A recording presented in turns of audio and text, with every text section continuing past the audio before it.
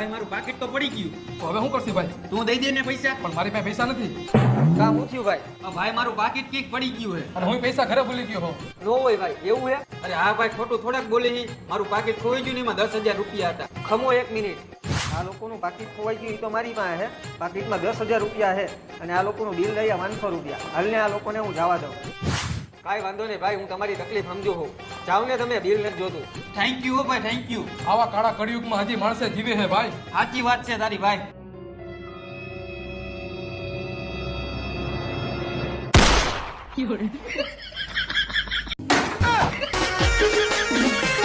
આ